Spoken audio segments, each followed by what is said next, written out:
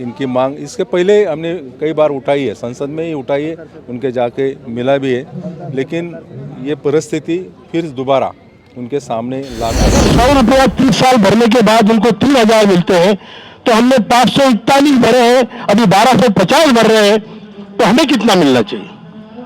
ये कंपैरिजन आप देखिए, एक ही देश में 3 स्कीम चला के एक का लूट के हमारे मराठी में बोलते हैं सातारा लुटून पुण्याला दान, ऐसा नहीं होना चाहिए।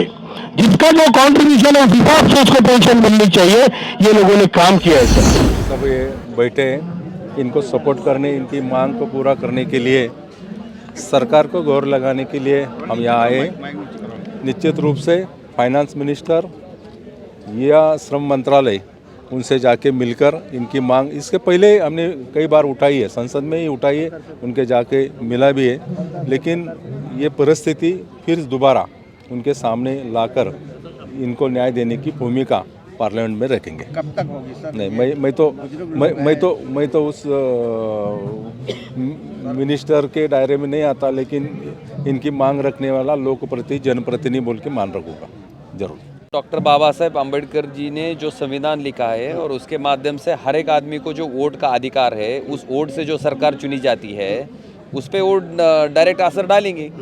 अगर इनकी मांगे ही नहीं पूरे कर रहे, बार बार आंदोलन करने के बाद भी, बार बार आश्वासन मिलने के बाद भी अगर उनकी मांगे नहीं पूरी होती, तो उसका हिसाब ये लोग जब वोट डालने जाएंगे तब करेंगे। और जैसा हाथी मद मस्त होके चल रहा है, कोई किसी की फिक्र नहीं है, उस प्रकार सरकार का रवैया है, गलत है।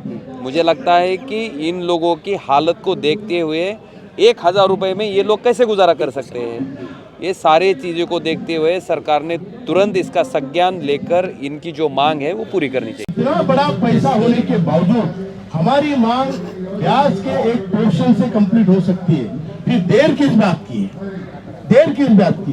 दूसरी एक आपके लिए महत्वपूर्ण मैं बताना चाहता हूँ, ताकि आप संसद में बात कहें कि श्रमयोगी मानधन योजना जो सरकार ने बनाई है, श्रमयोगी मानधन योजना में अगर मैं 100 रुपए देता हूं तो सरकार भी 100 रुपए भरती है।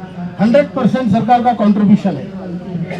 उस योजना में मैं 100 रुपए अगर 30 साल भरूं तो मुझे 3000 रुपए पेंशन की गारंटी है, जबकि एनपीएस में सरकार का 14% कंट्रीब्यूशन है, और इस पर्टिकुलर योजना में ईपीएस 95 में सरकार का केवल 1.16 इतना ही अंशदान है, वो भी एडमिनिस्ट्रेटिव खर्चे के लिए।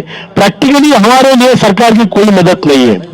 तो हमें बाकी योजना के तहत जैसे हमें भी थोड़ा सरकार का कंट्रीब्यूशन बढ़ा के दिया जाए, ये हमारी मांग है, और हमारे कुछ ब्याज के पोर्शन से हमारी मांग पूरी की जाए। दोनों मिला के हमारा काम हो सकता है और हमें अच्छी पेंशन आप दे सकते हैं। दो वृद्धों को जीने लायक पेंशन हमको चाहिए। अब एक बात और सोचने लायक है कि अगर 100 रुपया 30 साल भरने के बाद उनको 3000 मिलते हैं, तो हमने 541 भरे हैं, अभी 1250 भर रहे हैं, तो हमें कितना मिलना चाहिए? ये कंपैरिजन आप देखिए, एक ही देश में 3 स्कीम चला के एक का लूट के हमारे मराठी में बोलते हैं सातारा लुटून पुण्याला दान, ऐसा नहीं होना चाहिए। जिसका जो कंट्रीब्यूशन है उस हिसाब से उसको पेंशन मिलनी चाहिए।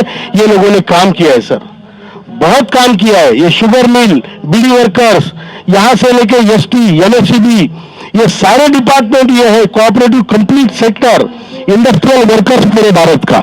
इतना ही कहना चाहता हूं। आदरणीय तीनों सांसद महोदयों से मैं विनती करना चाहता हूं सब लोगों की तरफ से कि आप हमें न्याय देने में हमारे मदद करें। धन्यवाद। जय हिंद, जय भारत।